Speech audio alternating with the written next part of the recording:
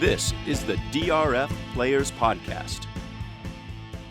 Hello and welcome to the Cinco de Mayo edition of the DRF Players Podcast. You may know it as the Kentucky Derby edition. We are ready to rock and roll. I'm your host, Peter Thomas Fornatale, joined today by the usual podcast crew, Mike Hogan and Jonathon Kinchen. A little bit later in the show, we're hopefully going to have a special guest join us for a few minutes to talk about a very exciting television event that will be happening in the wake of the Derby. Still waiting on confirmation that that's going to happen. But in the meantime, we got to talk about this exciting Derby Day bonanza of races. Jonathon, you're in Kentucky. What is the vibe like down there? It was a little cold and wet this morning, but I think that the consensus is that we got the bad weather out of the way yesterday and today, and it should be beautiful moving forward. So I'm excited about that. I've been to derbies when it's raining and cold, and I've been to ones where it's 85, and I can promise you the ones where it's 85 are a little bit better. So looking forward to that. Mike, you're in the DRF offices today in the shadow of the Chrysler Building right near Grand Central Station in Manhattan. Is there a palpable buzz in the DRF office? This is obviously a very important week for daily racing form. Well, sure. I think a little bit more so yesterday only because of the draw, and it's a little early still since we're recording at 9 a.m., a little earlier than our usual 11 a.m., so people are still kind of rolling in. It's a little Derby draw hangover, perhaps.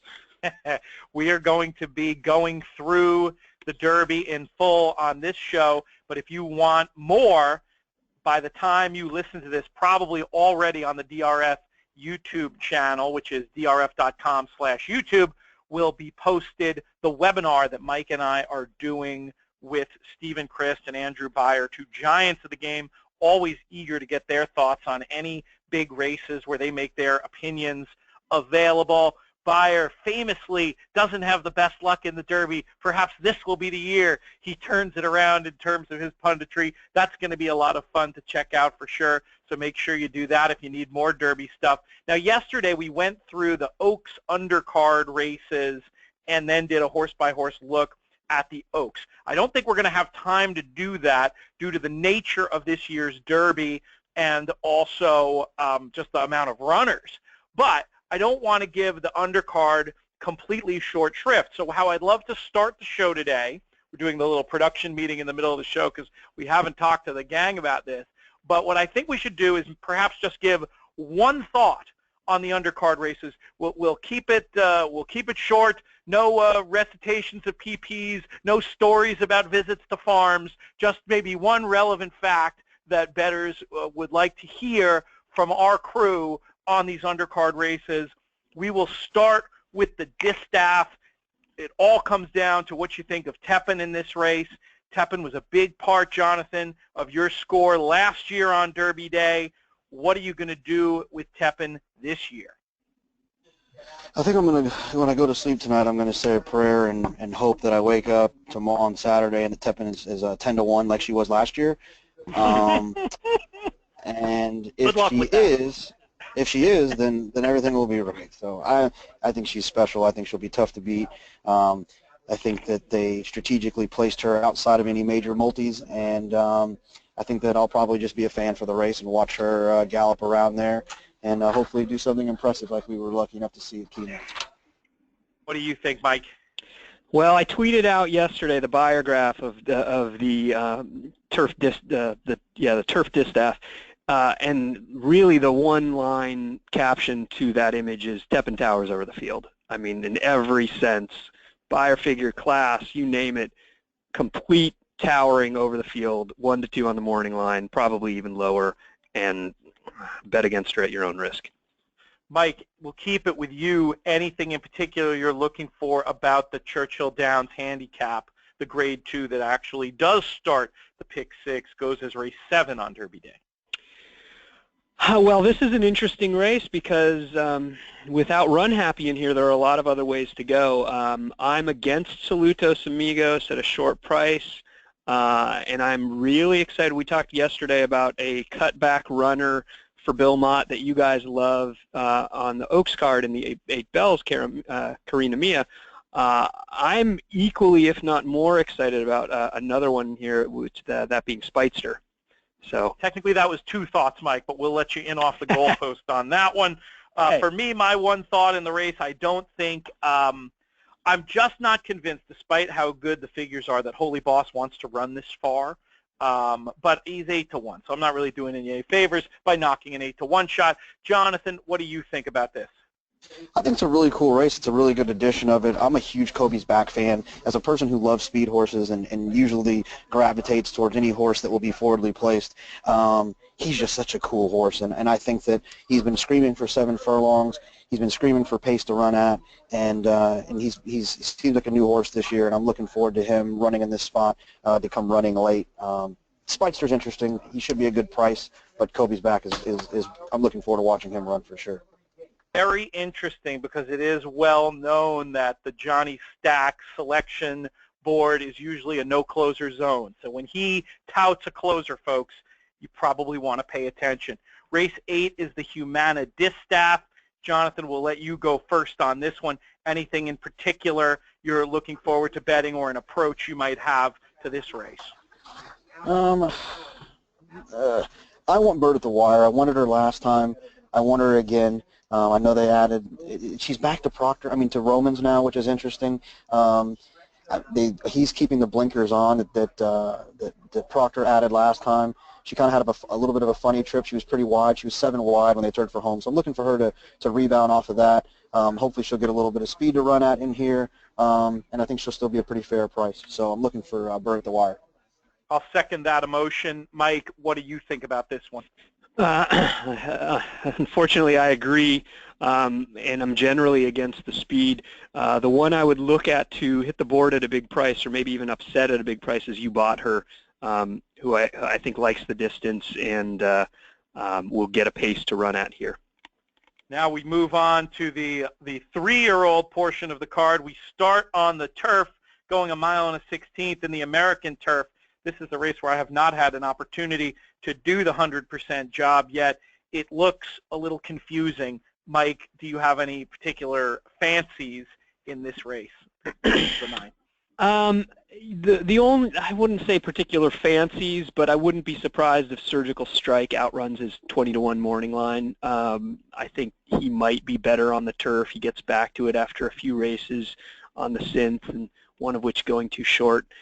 He's a little interesting to me. I just don't know if he's good enough to win. Yeah, that's an interesting pick, I think. I was kind of against the profile of the track. I thought in the spiral and galloped out really well. Jonathon, who is it for you in this race? Well, like earlier, I'm going to go to bed and say a prayer and hope that Devisidero shows up in here at 20-1 morning line. You got the wrong. That's not this race, right? No, I know. Oh, that's later. But that was this race last year. I gotcha. Anyway, I don't really have a strong opinion. I'm married to Camelot Kitten because he's a foal to Bobby's Kitten, so it'll be sentimental that I have to be involved there. He's adding blinkers for Chad Brown. Rad's up, second off a break. Look for a little bit of an improvement out of him, but it's more of a sentimental thing than a smart thing.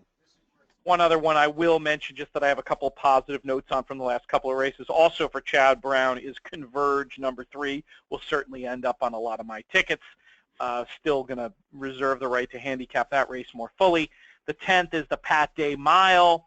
Also 3-year-olds. This one's the one-turn mile. Some horses who were discussed for the Derby showing up in here. Jonathon, is that where you're going to want to go, or is there a new direction? No, I'm going to hope that I get 6-1 on this Baffert horse. That no way. Apparently, no way. Yeah, I don't think so either. But lots of hoping and praying.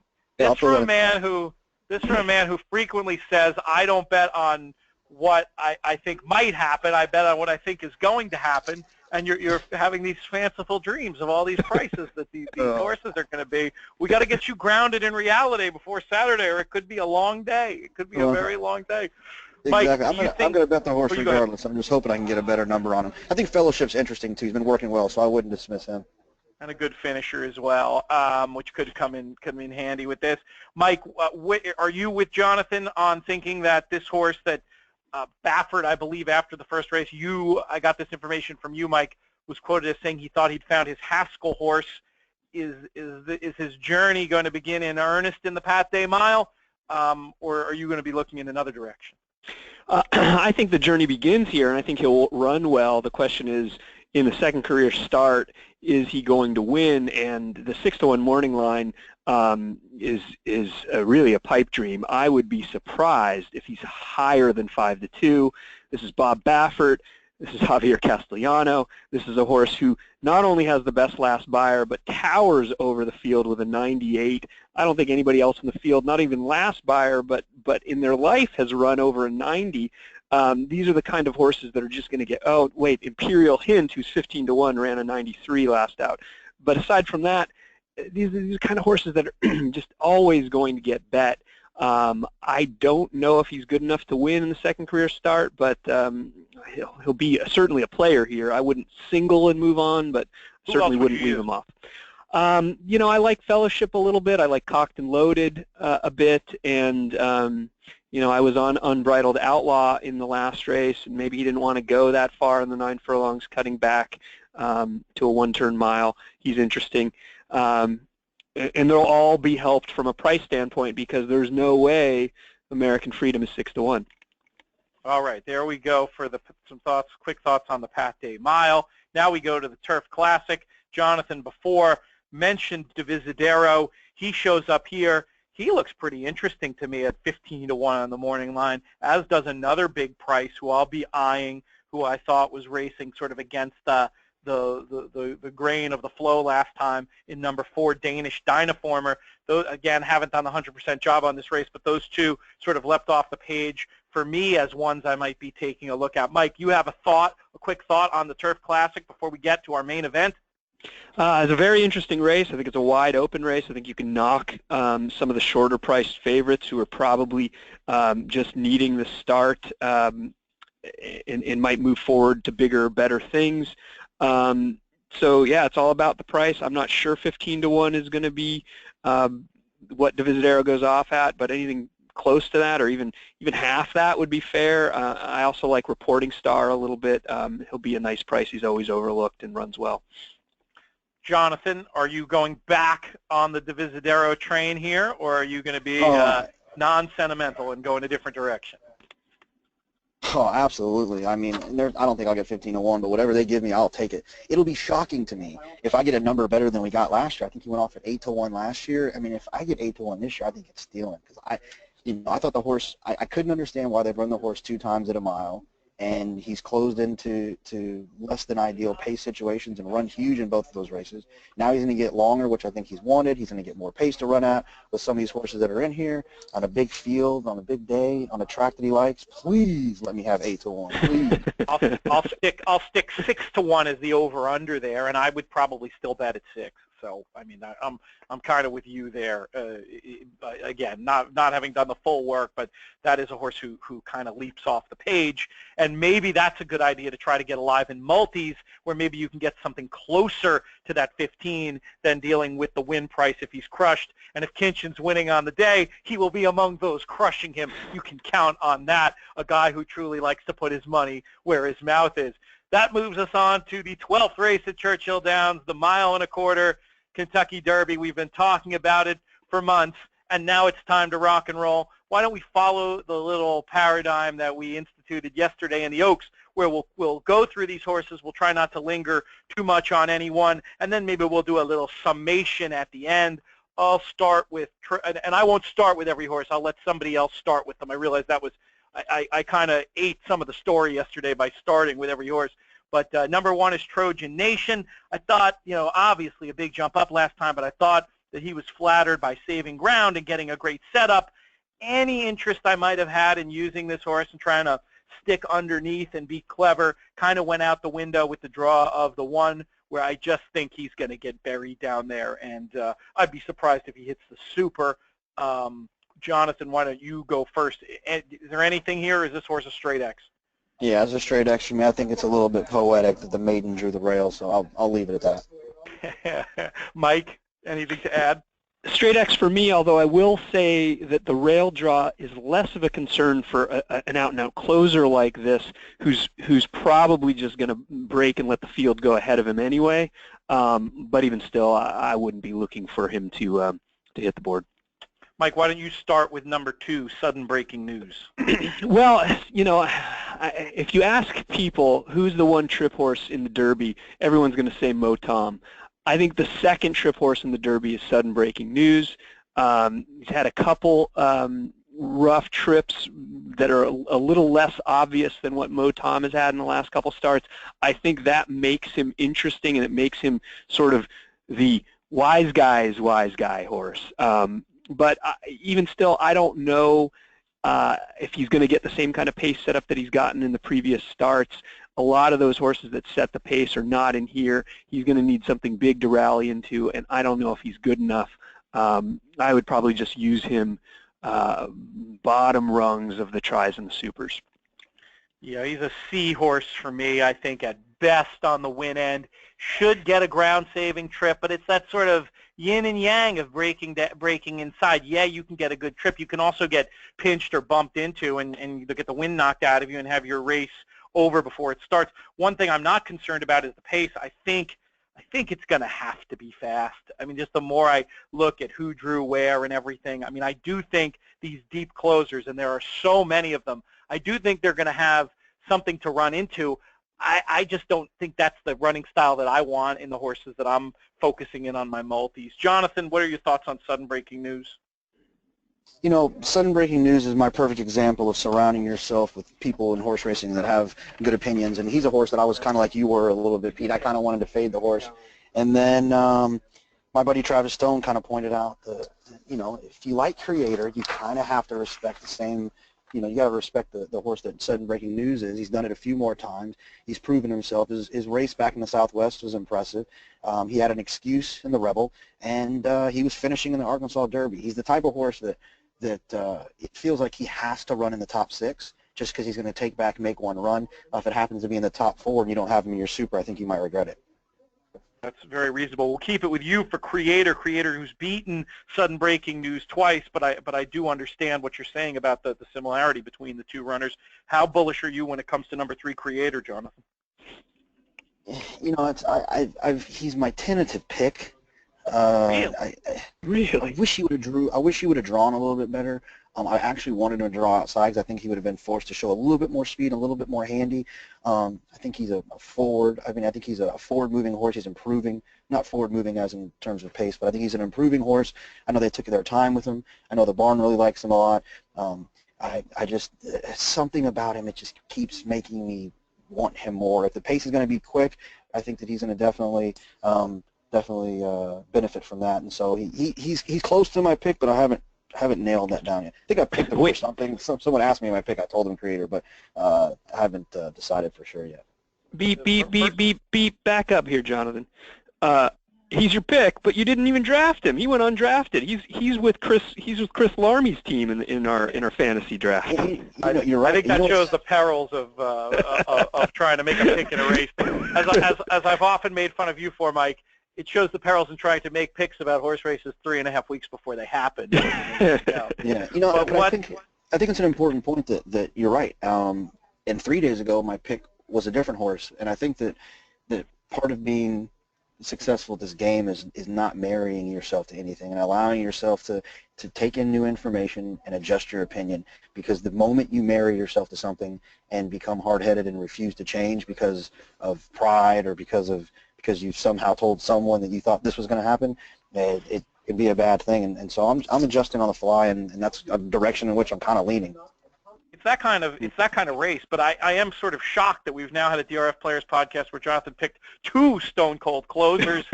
Note the date. We'll have to see how this turns out. He's certainly playing against type here, like De Niro in King of Comedy. Johnny Stacks coming in with the closers on the Derby, on Derby Day and Derby Undercard. Mike, where are you with the undrafted Creator?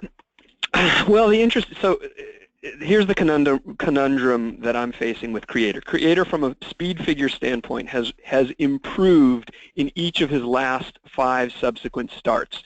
He's probably going to need to improve again to win the Derby. So are you relying on this forward progression of a horse that seems to be getting better each time, or do you think what are the chances that against 19 other horses he's going to improve yet again at a price that is going to be maybe lower than he was in the Arkansas Derby, and he's going to have to rally into a pace that may not be the most desirable for his running style. That's what I'm dealing with. I think he might be the best closer in the race, but I don't know if I want a closer. All right. Well, I'm on the fence with this horse. Again, I do think there'll be pace for closers to run into. I agree with Jonathan's point about you kind of, whatever I do with the 2 Sudden Breaking News and the 3 Creator, I will be doing as a pair. I don't see a whole lot separating those 2. But to Mike's point, even though I think the pace will be there, I still, that said, as far back as these horses are going to be, the setups they've got, and I'm not sure I want. I'm certainly not going to have them as A's. I'll put it that way. All right, let's go on to Mo Tom. We've talked a lot about Mo Tom on the show. We've talked a lot about these trips that he had in the last 2, which were no doubt very bad trips. But the more I look, the more I'm sort of stuck with this idea of the old saw that there are no trips in slow races. Mike, you've written about this horse extensively. What level are you going to be using him on your tickets? Probably nowhere on top is what I'll say. Maybe a little bit defensively. Okay, enthusiastically underneath or defensively underneath? Defensively underneath. This is a horse. He finds trouble, and now he's going to be facing more horses than he's ever faced. Maybe it's not the case, but I got to imagine after the last 2 and after the earful that he got from Tom Amoss, Corey Lanerie is probably not going to be anywhere near the rail, at least in the stretch, because he doesn't want the same thing to happen 3 times in a row. So he's potentially destined for a wide trip. He's going to have to close into a race where he needs a lot of pace. And I tweeted out something. He's the name I'll give him is he's a Kevin Wheeler. Kevin Wheeler is a kid in my 8th grade class who was always kind of smart. He was maybe a bright kid, but he was always getting in trouble. You know those kids, right? Like they're not complete screw-ups. They're not going to be like the future juvenile delinquents. They're just kind of generally good kids that are smart now and then, but they always find ways to end up in detention. That's Mo Tom. Yeah, this horse, we'll have to see. I mean, I do think some of his trouble has been nothing different than bad luck, but it's a tricky spot and sort of ironic that this horse who clearly wants to be wide gets an inside draw. Jonathan, what are you doing with Mo Tom in terms of your betting? Kevin Wheeler. That sounds like Jonathon Kinchen.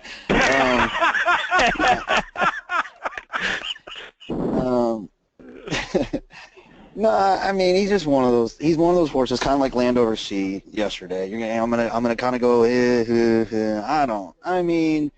get it. I don't really want him. He's a type that you gotta fade horses in this race, and if you try to make a case for every horse, you're gonna end up with every dang horse in the race. And he's just one that I've made a decision that I'm just gonna fade. And if he runs well, he gets me. I'm just not crazy about any of his races, and I think he's gonna be overbet based off of that trip, and I think I'm just gonna have to pass. A friend of mine, Sean Borman, had a good line about Mo Tom when the racing Twitter crowd was enthusiastically singing his praises and yada, yada, yada during the week. He said, what's he ever done except run up a few asses? And that kind of says it all. Gun Runner is number 5. I've gone back and forth on this horse. I even think I gave him out as a potential selection on the Big Show yesterday. I keep going back and forth, and I'm currently leaning against just based on the form of these races and the speed of these races he's coming out of. I think he's a horse who, while he's not without his chance, is going to get bet enough. It doesn't have the finish I'm really looking for. I don't know. Am I going to really regret getting off the Gun Runner bandwagon, Jonathan? I missed that if you were going to me. I'm done. He's just like Moton for me. I'm fading him. I've heard lots of different people say that the noise he's making in the morning is not a big deal. That it's not one of those noises that's like an obstruction noise. It's just the noise that he's making that's odd. That whatever. So, but with that information, with him switching leads late 2 times in a row, with the figure being that's enough for me to fade a horse in a race where you have to make those types of decisions, and he's one that I'm going to get rid of. Ike? Yeah, I just don't know if he's fast enough or good enough. I don't know. And at the price he's going to be, I would look to bet against him. That said, I think he's drawn pretty favorably. The horses to his inside are all going to be breaking slowly. He's got some good tactical speed. He's probably got enough speed to get himself a good trip, because even the ones immediately to his right are not going to be dueling with him. So he could find himself forwardly placed and work out a good trip. That said, I don't know if he's good enough to be there in the front at the end. All right, why don't you lead us through, Mike, with my man Sam, the number 6 in the Derby? My man Sam is interesting. I liked him a lot in the Bluegrass. He ran pretty well. The race kind of melted down. He's going to certainly have to run better in the Derby. I don't know. I like him better than some of the closers, and he's probably going to be a better price than a lot of them. Certainly he's a better price than Brody's Cause, who didn't beat him by much. So I would use him maybe as a C in the multis, and probably not heavily, not eagerly or enthusiastically, but I would certainly include him underneath in all the vertical wagers. Another with no speed who can finish. Jonathan, will my man Sam be on your tickets? No, I mean, he's the one I'll use defensively underneath. I feel like I'm going to get some type of my Johnny Stacks card revoked, all these closers, so I had to take some type of a stand just for my reputation. But I mean, like I said, I'll use him underneath defensively in 3rd and 4th spot. I'm going to put together an 8-horse superfecta box for all my dad's friends at work. They hit it with the California Chrome year. We skipped it last year because of the chalk. He's one that I wouldn't use in that, if that answers your question. Yeah, that pretty much does.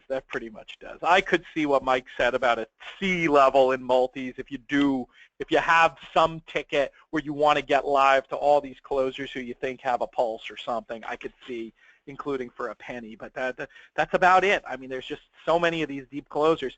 The next 2 I think we can move through pretty quickly unless you guys disagree. I don't really get it. I don't really see Oscar-nominated's path to victory. Too harsh?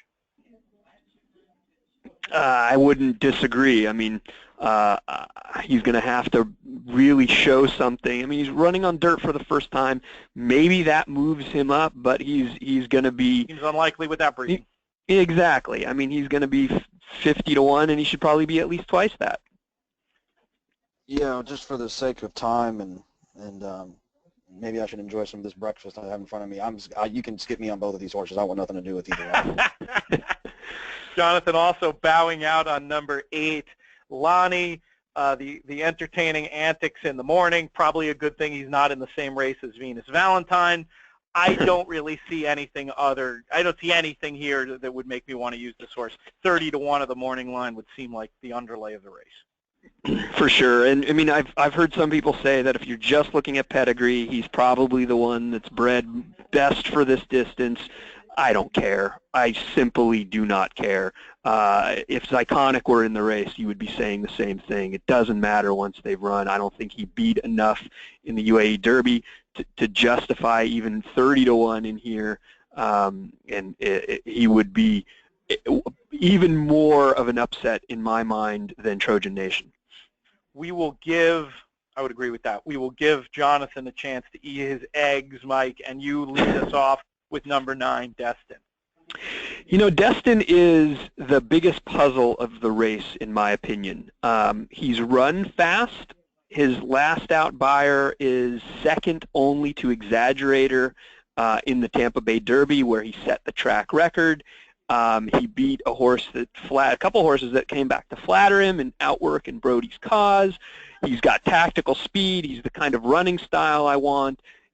He might be a fair price, even though it's Pletcher and Castellano, but there are enough knocks that make me hesitant about using him too enthusiastically on top. I know more and more horses are coming in off of layoffs, and that tends to be the way Pletcher wants to do it. But 8 weeks into the Derby, running against the biggest field he's ever faced, he's never faced even more than 8 runners. I don't know if he's that good. I think he may have just gotten good at Tampa. I want him to prove it to me on a different surface, and so I'm mostly leaning against him, but I could use him as a C, I guess.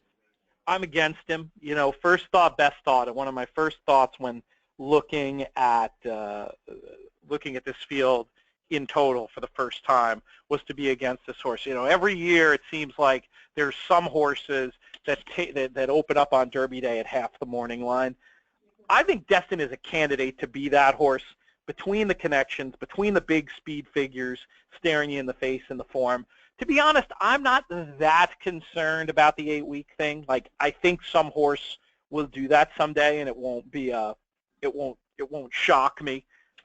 See that little thing I tweeted out last night about Bertrand Russell and the chicken for an example of my sort of view of how stats can sometimes be misleading in a race like this.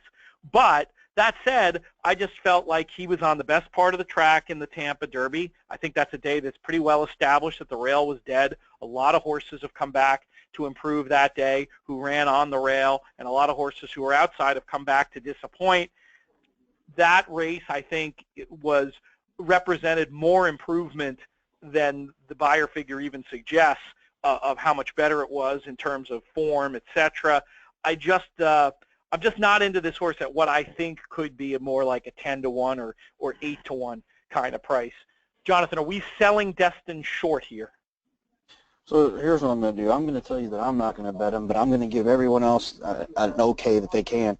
You know, look, if I just pulled it up on Formulator, going 1.25 miles and 1.5 miles with 45 to 75 days off, Pletcher's 30%. He's got 7 wins and 23 starts. So the idea that Pletcher can't get this horse ready, I think is probably not realistic, but I don't like the horse.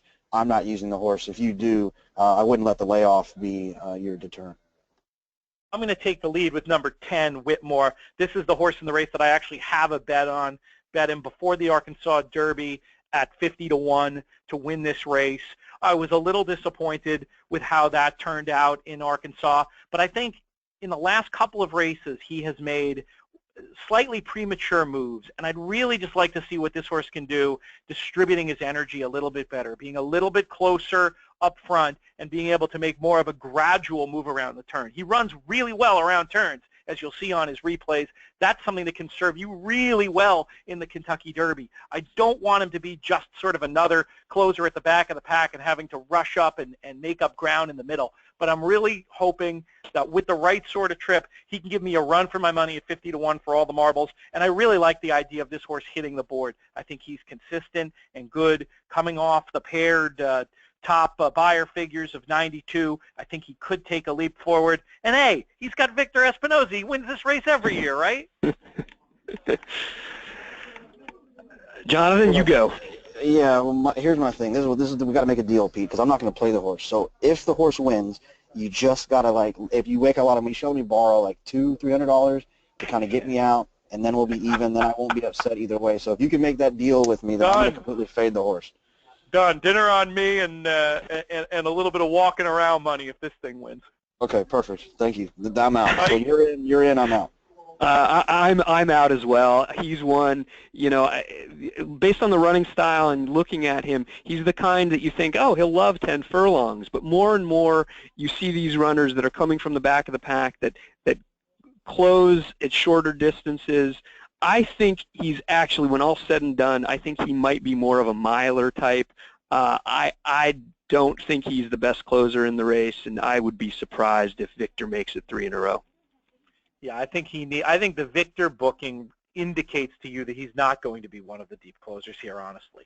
I think they're looking to him to show more speed. Now, that might dull his kick and work against him, but from what I've seen at the price he'll be and the price I already have him at, I'm, you know, sort of excited to see him run. I have to admit more likely for underneath than to win, and I'll have to come up with bets to reflect that. But no, he'll be certainly one of my. I'm going to be treating him as an A. All right, let's talk about Exaggerator. This is a horse we've talked about a lot on the show.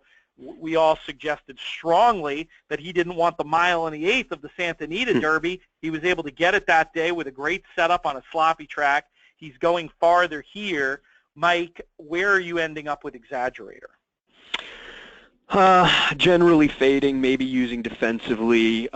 He's one of the closers that I would not be surprised was able to win the Derby. But I don't really think a closer is going to win the Derby. I think he got the setup of his life in the last start in the Santa Anita Derby. He's going to need something like that again. I think it was less the slop and more the pace dynamics. And look, maybe if there's a runoff in here, if there's a duel between Dancing Candy and Outwork, or if somebody scratches and Lauban draws in, then I start upgrading him a little bit. But I think at the price he's going to be, I'm leaning against. Jonathan, I agree with Mike's thesis that Exaggerator is a defensive use. Any love for him? I'm actually starting to worry who the heck I'm going to bet on. I keep I'm fading every horse we're talking about. Hopefully on the other half of this draw, I'll find some interest. No, I mean, I'm out. I'm going to completely fade. He's the type of horse that you have to have a narrative and a story about these horses and an opinion about these horses. And I think that when you start just, I think the horse is a one-turn horse. And I think that he got a huge setup. Like our friend Eric Violek said at Saratoga last summer, we're going to get it on coffee mugs. He said one-turn horses can win two-turn races when they get one-turn setups, and I think that's exactly what he did. He got a one-turn setup in a two-turn race, and he won, just like Honor Code did last year against Liam's Map in the Whitney. And I think that the surface moved him up and the pace collapse moved him up. There was trainer talk before that he was going to give it one more chance at a 1 1/8, even though he thinks he wants shorter. And he's the type that I'm just going to be against at a probably second or third choice. And if you can beat him, then there's some obvious value there. So he's one that I'm going to fade. If he runs well, then I lose. I'm going to make a point about the closers coming from California, but I'm going to wait until we get to more spirit to do it. In the meantime, let's talk about number 12, Tom's Ready. This trainer gets horses to finish in the Kentucky Derby. We've seen it before at big prices, but this one just looks too slow and has a developmental pattern that I'm tempted to call stunted. Jonathan, are we into another fade, or you got something positive you want to say about Tom's Ready? I mean, I'm going to be a sucker like everyone else and use him underneath. I mean, I think he's going to be the most overbet horse in exotics of the entire weekend, to be honest. I think he's going to get crushed because of the Dallas Stewart angle and how Dallas Stewart has gotten bombs home in 2 of the last 3 derbies and even a Triple Crown race last year. I'm going to use him a little bit underneath. I liked him in those races before, so it'd be silly for me to get off now, and he's 50-1. But he's going to be overbet in all of those situations, but I'm going to be one of the guys that's helping with that problem. That's right. Commanding Curve, of course. Soul Driver 2 years ago. And then what was the name of that? No. Soul Driver. Soul Driver's a different horse out on the West Coast. It was. Who am I thinking of? Golden Soul. Golden Soul. I knew there was a soul in there. That was Dallas. He was Dallas Stewart too, though, right? They're both Dallas Stewart runners coming in eligible for non-winners of 2 lifetime in the Derby, who ran second, which is what you have right here with Tom's Ready. I'm kind of with Jonathan. I wouldn't be surprised if he runs well enough to round out the tries and the supers. I would be surprised if he runs well enough to win. Who can remember the name of the Dallas Stewart horse in the Preakness who ran second to American Pharaoh? Tail of Verve. Very good. Another eligible for an N1X. Yeah. So, I mean, right, the pattern is there. Jonathan makes a great point about being overbet, but at the same time, do you want to be a hero and fade a trainer who clearly has shown this is not random. This is, to me, so many trainers so focused on early speed. That's typically what wins races. In the Stewart program, clearly he's concerned with horses being able to finish, and they can often do so and juice up these exotics. So we'll have to see what happens there. Number 13 is your favorite, Nyquist. We've talked about him a whole lot on the show. He's undefeated. He's a champion. And yet, it seems like, at least among our group, there isn't a whole lot of love for the horse. I made him the first pick in our little Derby team draft. I can certainly understand why I did that 3.5 weeks ago, but as we get closer to the race, while I'm not sure who I would pick first today, I wouldn't enthusiastically make Nyquist my selection in this race by any means. I just think that he hasn't shown, despite those seeming edges, when I handicap this race just like a race, I'm just not seeing that he has a big edge in terms of the trip he's going to get or the figure he's likely to run over so many of these rivals, and yet he's going to be a fraction of the price. That, to me, suggests that my strategy in the race might just be predicated on beating this guy out of the exacta. While I respect him, am I being too cavalier? Is Nyquist going to be the next winning favorite in the Kentucky Derby, keeping this string alive, Mike?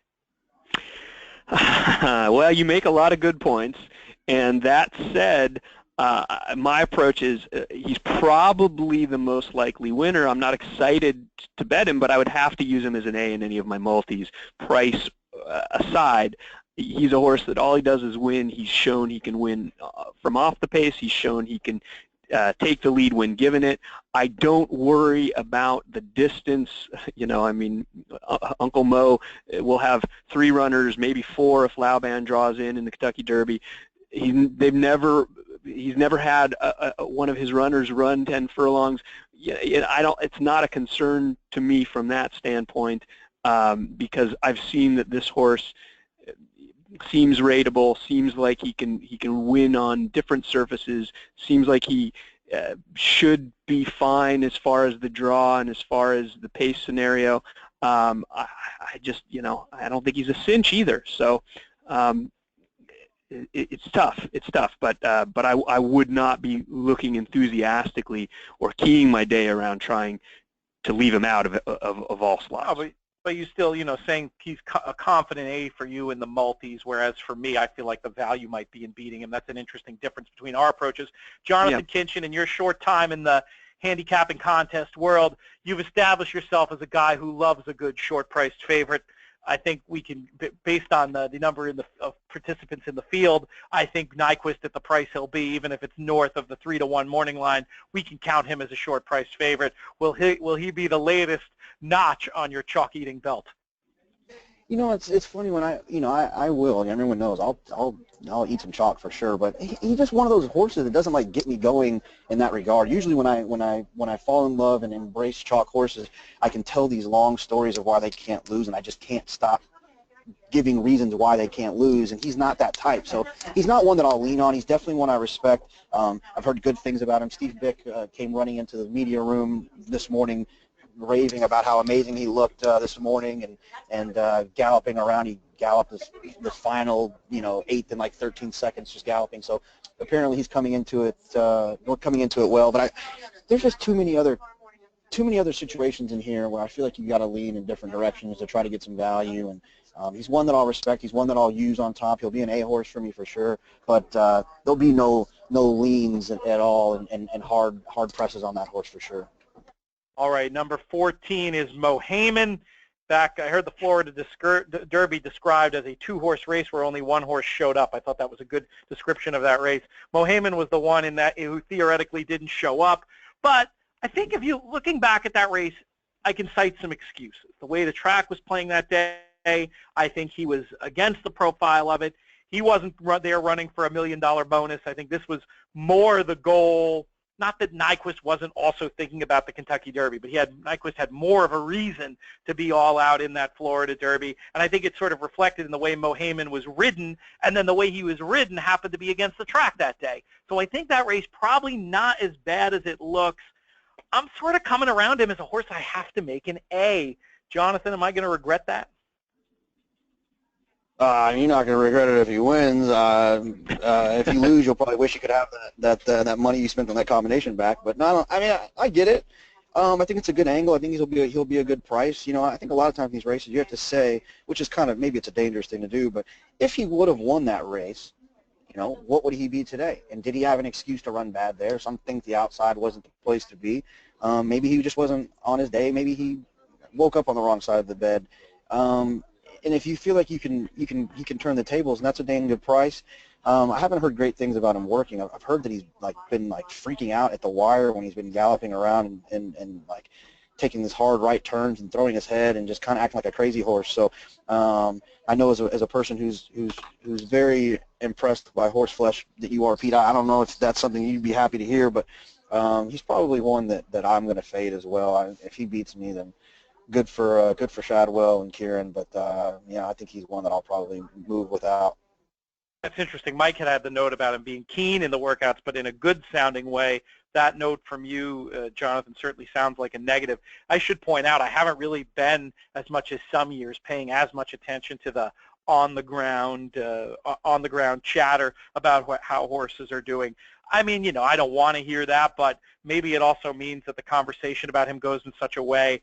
I'd rather hear that and have 20-1 than have everybody saying he's working great and have 8-1. So who knows? The tentative plan is to leave him in the mix. Mike, where are you with Mohamed?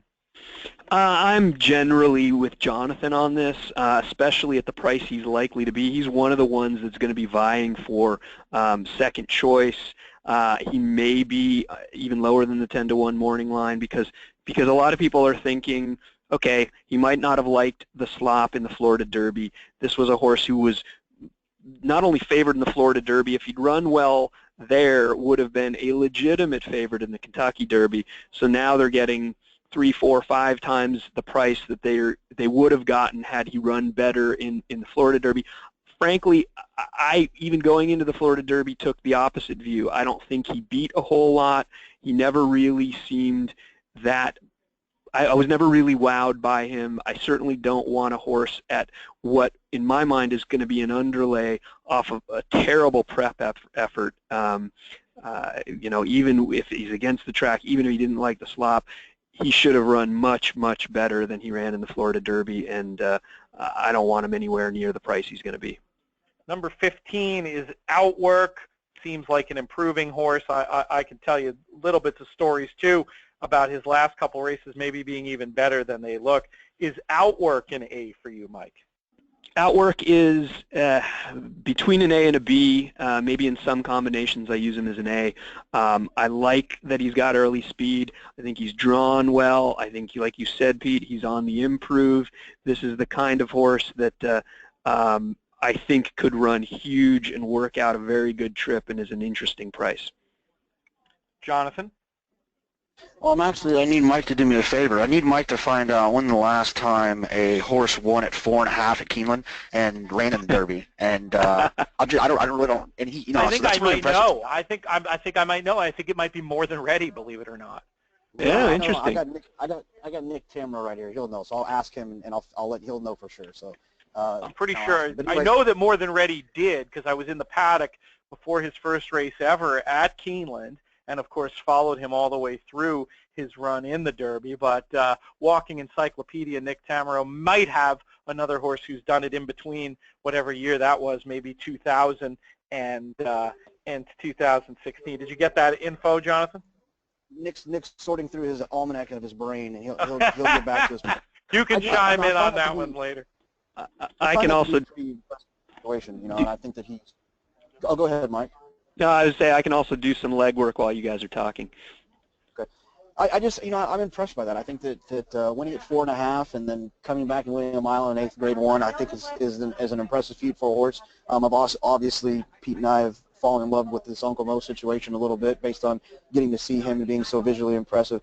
I think he's the type of horse, and this is kind of going to get to where I'm going to, as we start to get to the other horses, where I kind of tell my story of how I'm going to approach this race. I think it's the race where you have to fade horses that you don't like, obviously, but you need to find horses that fit different pace scenarios that you think that are going to happen. I think that if you can tell me that you know it's going to be fast or you know it's going to be slow, I just don't think that's an accurate assessment. I don't think anyone knows what's going to happen, and so my main situation is I'm going to prepare for both, and I'm going to use horses on top that I think fit both situations. So horses like Outwork, who I think could get an unbelievable trip, drawn right outside of a slow pace and finishing, is one that I'd be interested in, as well as Creator, who's one that if it speeds up and they go crazy, he's one that could pick up the pieces late. So I'm going to kind of just pick good horses and hope that the pace situation is something that can work for the horses that I'm using.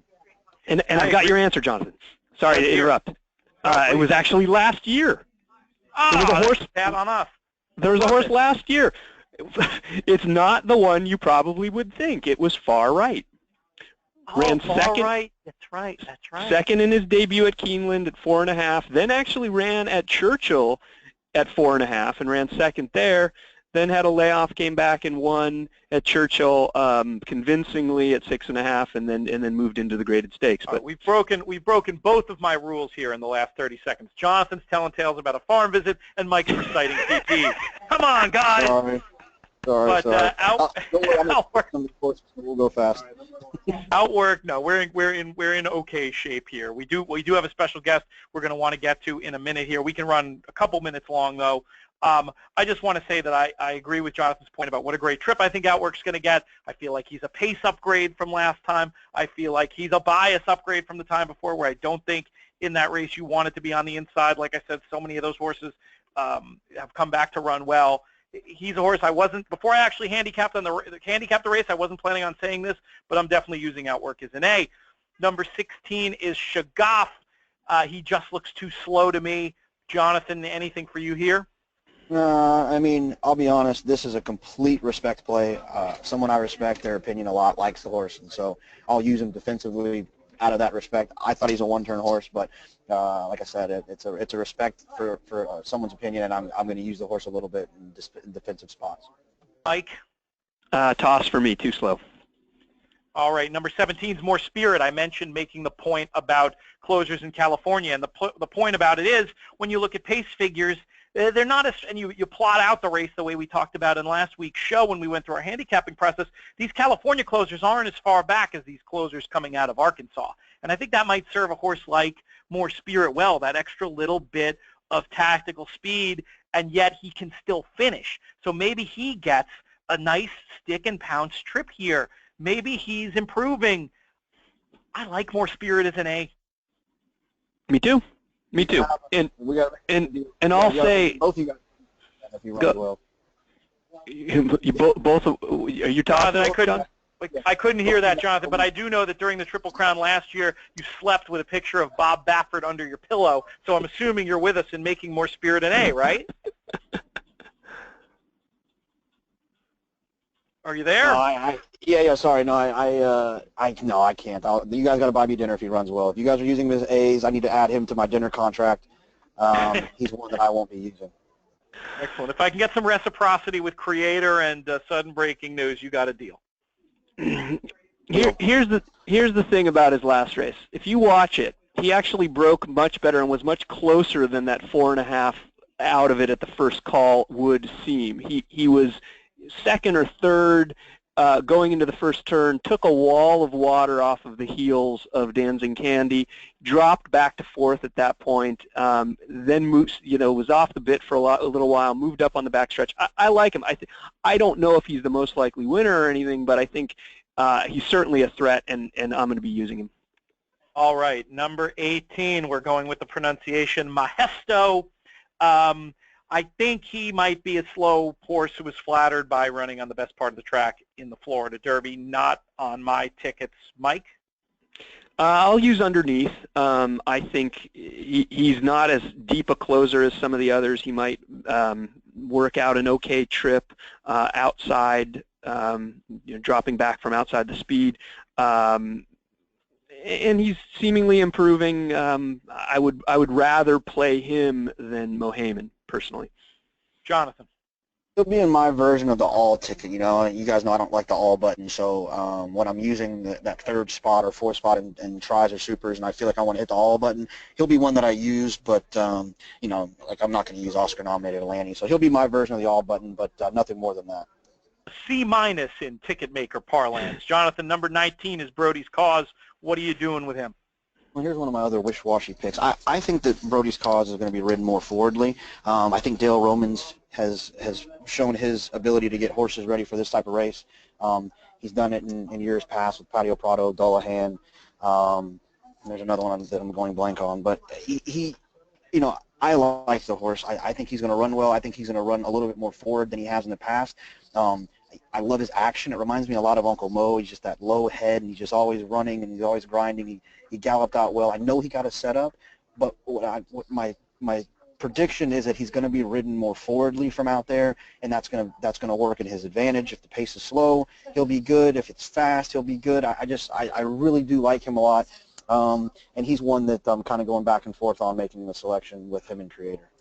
I think that you're right about him probably being a little more forward. He's got a jockey who can be very aggressive, and I think the post position almost forces it, because if he just drops and tries to make one run, he's going to be 5 wide, 4 wide, and he's not going to have a chance. So hopefully they'll give him his best chance, try to put him into it a little early. He's a B for me, and that's interesting. You're sort of almost talking me into a B+ territory with your enthusiasm, Jonathon. Mike, what about you?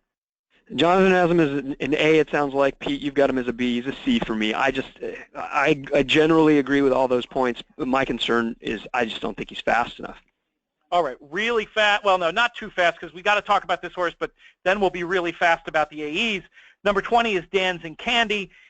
The 20 post, I kind of wanted him outside. I don't know if I wanted him this far outside, where I feel like his hand is forced, and he's kind of got a clear here. I would assume he's got the speed to do it. Problem is he doesn't have much finish. He's got a huge big race rider. I put everything in the hopper with Dancing Candy. I come up with a B. Mike, how about you? I'm right there with you. I wouldn't be surprised, and I tweeted it out. He's either going to be, the running line is either going to be War Emblem in 2002 or it's going to be Spanish Chestnut in 2005. It's one or the other. He's a winner run out type for me. I don't see him hanging on like a Firing Line or a Dortmund being near the pace and finishing. He either gets an uncontested lead and goes on, or he gets an uncontested lead and folds.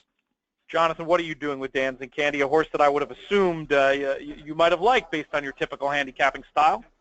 Yeah, he was my pick before that, that comment that Seiss made about he's only here because of the owners, and I think he was joking. I think that was a joke. Look, I'm going to use the horse as an A horse. He's not going to be my pick. I just haven't heard enough good things about him training. I heard he was, he's still having some relaxing issues.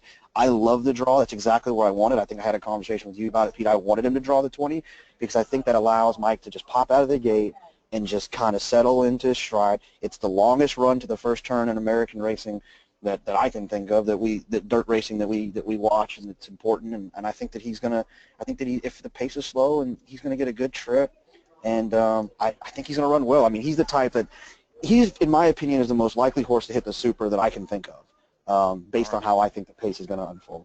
Lots of difference of opinion with Dancing Candy. You make some good points about how the 20 post may allow him to relax. I just worry about being, trying to stalk and being 3 wide from out there, but we'll have to see. I don't have anything really on either of the 2 AEs other than to say if Lauban draws in, that certainly changes the pace picture, ratcheting it up even a little bit more. Extremely significant if he gets in. Although, is it significant they're taking the blinkers off? That is interesting.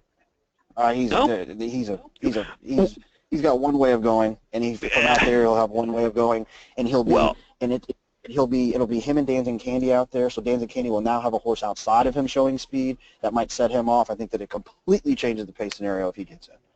I would agree. Either of these horses? Would either of you? That's all I want to know. Would either of you use either Lauban or Cherry Wine? Should they draw it? Probably not. No, probably not. No. All right, quick Derby verdict. Just 1-sentence Derby verdict, and then we're going to get to our special guest. Mike, we're going to start with you. Closer will not win. Okay, I like it. Do you want to offer an official pick? Oh, an official pick. Well, I actually had to give an official pick for the daily racing form. My official pick in there was Nyquist, but it's not an overly enthusiastic one. It's just I think he's probably your most likely winner. I'm stuck with my A's right now, looking like 10 Whitmore, 17 More Spirit, 15 Outwork. Still working on the rest. Jonathon, it's time to decide between Creator and Brody's Cause, it sounds like. Pace makes the race. That's my sentence. And I don't have to decide because you can do part wheels, and I'm going to use Creator and Brody's Cause as A horses, and use those horses as my top picks, and key them in a lot of spots and hope I can get lucky there. I like it. All right, so let's say now the Derby's over. there's always a bit of a feeling of letdown. So much of the racing year revolves around the Kentucky Derby, and you're gonna wake up on Sunday and you'll read the articles in Daily Racing Form to see who is pointing to the Preakness and to read all about the excitement from our crack editorial and journalistic team of all the action from Churchill Downs. You're going to feel a little sad. There's going to be a hole. Why not fill that hole with watching a fantastic new television show? And it just so happens that this fantastic show in question is going to have a racing episode on Sunday night to help fill that void in your lives left by the Kentucky Derby. Special guest on the show today, just for a couple minutes here at the end, is my friend and sometime collaborator, Brian Biegel. Brian, how are you doing today? I'm doing great, Pete. Thank you for the invite. And I feel like I've just gotten a crash course on handicapping just in the past 10 minutes, so you guys certainly sound like you know your stuff. But shifting gears, you're absolutely right. For any horse racing fan who's feeling a little bit of a hangover after the Derby, I think we have a pretty good solution for that, and that's in the form of a brand new docuseries, which I created and I'm one of the executive producers on, and it's called The Sports Detectives, and it airs on the Smithsonian Channel. Most people think they don't get Smithsonian, but if you just go on the website, you'll figure out which cable provider and what channel you have it on. And essentially, just to sum up, the concept of Sports Detectives is that we have a team of experts and former private investigators and FBI agents that go in search for long-lost famous sports artifacts, you know, things that have been attached to really iconic moments in sports and have either been stolen or just went missing or were lost. But the bottom line is, you know, our team goes out on a hunt for them. So it's like a treasure hunt for really famous sports artifacts. And as luck would have it, this Sunday night at 9 o'clock on the Sports Detectives on Smithsonian Channel, we have a horse racing episode that has to do with Secretariat's 1973 Kentucky Derby run. I'm not sure how many people are aware of this, but right after the race, the saddle silk that Turcotte wore, or the horse wore, with the 1A on it, went missing right after the race, and it's become this sort of mythical great mystery amongst people in horse racing or even out of horse racing. Now, we don't want, Brian, we don't want any spoilers, no spoilers here, but were you able to figure out to your satisfaction what happened to Secretariat's missing saddle tail? Interestingly, this is one of the few episodes that we have a clear conclusion and a satisfactory ending in terms of everyone was happy with the results of the investigation. So I won't spoil whether we found it or not, but I could tell you we did due diligence in searching for it, and the journey that the audience goes on in looking for that saddle silk is really the cachet of the show. Brian and I met a few years ago. Gosh, I say a few years. Maybe it was longer than a few now. Maybe it was closer to 10 when Brian was working on a fantastic film and book about what actually happened to Bobby Thompson's famous home run ball. That book is called Miracle Ball. If you're interested in getting a signed copy, makes a great gift. Father's Day and graduation's coming up. Feel free to reach out to me via Twitter @LoomsBoldly, and we'd be happy to accommodate you with getting that. But I was able to see from working with Brian on that project that he has a keen eye not just on the investigative side of things, but also on the storytelling side of things. The way that Miracle Ball and Brian's journey finding out what happened to the Thompson ball unfolded, it made for compelling narrative, and I can assure you that that same eye for storytelling and for detective work is present in the Sports Detectives TV show. What is the regular time slot of the show, Brian, and what are some of the other artifacts you're going to be looking for? Okay, so the show is on Sunday nights at 9 p.m. Eastern on the Smithsonian Channel. We're on our third episode now. In case you missed it, you could probably get them. They play reruns. The first episode, we went searching for Jim Craig's American flag that he wrapped around himself after the Miracle on Ice. Awesome. The second episode was a 2-artifact episode, which is what most of the series is. We usually, we cut back and forth searching for 2 different artifacts. The second episode was Franco Harris's Immaculate Reception football, cool, mixed with Jim Brown's missing Super Bowl ring from 1964, the only championship the Browns had. And NFL championship, not Super Bowl yet in '65, but still, it's a championship ring. Yes. It's a championship ring. Yeah, and it's the only one he has, and it's surprising when you think of Jim Brown that he's only got 1 championship ring. And this Sunday is an amazing episode having to do with 2 different races, one being the Secretariat Saddle Silk and obviously the history behind the race. And, the show is not just about searching for the object. It also gives you a lot of interesting historical facts that you might not know about, and you really get to relive that moment. And the second part of the show, or the other object we're looking for, is Dale Earnhardt's very first race car, which down in Annapolis has become legendary for its rumors that it was, well, it's not a rumor, but the car was mistakenly painted pink. Ha! And so, it was like a family project. In 1956, his dad and his uncles and a couple of his brothers and basically the whole family built Dale Sr.'s, we're talking senior here, who unfortunately passed away, his very first race car, which he would go around the dirt tracks on in Annapolis, and due to a glitch in the painting mix, the car came out looking like Pepto-Bismol.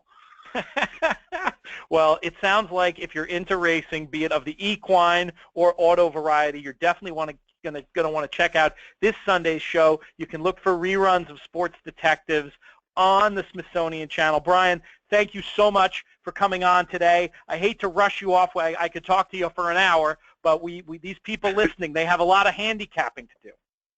Yeah, I understand you guys. You all hope you win a ton of money, and I'll keep betting on football. You guys can take care of the horse race. I love it. All right, well, that brings this Derby Day podcast to an end. We'll be back next week. I want to thank Jonathon Kinchen in Kentucky, Mike Hogan in New York City, Brian Biegel from an undisclosed location. Great having you all on the show today. I'm Peter Thomas Fornatale, getting very excited for what will prove to be an exciting couple of days of races here over the weekend, and may you win all your Churchill Downs photos.